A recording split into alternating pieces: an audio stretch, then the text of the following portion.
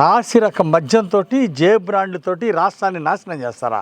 35 లక్షల మంది మీ వలన హాస్పిటల్ పాలయ్యారు. మీ జే బ్రాండ్లు దాగి నాసిరకం బ్రాంతి విస్కీలు దాగి ఈ రాష్ట్రంలో 35 లక్షల మంది హాస్పిటల్ పాలయ్యారు. 32,000 మంది ప్రాణాలు పోయినాయి. కిడ్నీలు పోయి లివర్లు పాడైపోయి కిడ్నీలు పోయి పెరాలసిస్లు వచ్చి విచిత్రమైన జబ్బులన్నీ వచ్చినాయి ఈ విషపూరిత మద్యం తాగితే. ఆ పాపాలు ప్రజలు అనుభవిస్తూనే ఉన్నారు. మీరు చేసిన పాపాలు, మీరు చేసిన దుర్మార్గాలు ప్రజలు అనుభవిస్తున్నారు. ఏం చెప్పారు? ఎన్నికల ముందు ఏం చెప్పారు? మద్య నిషేధం అన్నారు. ప్రజలు నమ్మించారు. ఎన్నికలకు ముందు మద్య నిషేధం అని చెప్పి అంచెలంచెలుగా ఈ రాష్ట్రంలో మద్యం లేకుండా చేస్తామని చెప్పి మీరు అదే మద్యంతో లక్షల కోట్లు దోచుకుంటారా? పేదల ప్రాణాలని పణంగా పెడతారా?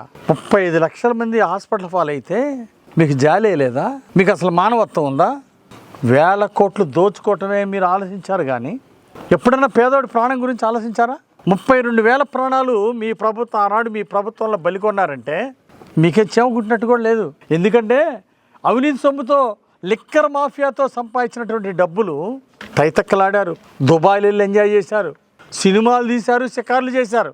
ఇతర దేశాల్లో నేను నిరూపిస్తా, మీరు ఇక్కడ అవినీతితో లిక్కర్ డబ్బులతోటి నాసిరకం మద్యంతో ప్రజల దగ్గర దోచుకున్నటువంటి డబ్బులు వేల కోట్లు తీసుకెళ్ళి మీరు ఆఫ్రికా కంట్రీస్లో మైనింగ్లో పెట్టారు. డబ్బులు ఆధారాలతో సహా నా దగ్గర ఉన్నాయి. దీనికి ఏం మాట్లాడతారు? మీరు సమాధానం చెప్పండి. ప్రజల సొమ్ము దోచుకొని ప్రజల ఆరోగ్యాన్ని పణంగా పెట్టి ప్రజల ప్రాణాలను పణంగా పెట్టుకొని ఏంటి మీరు చేసింది?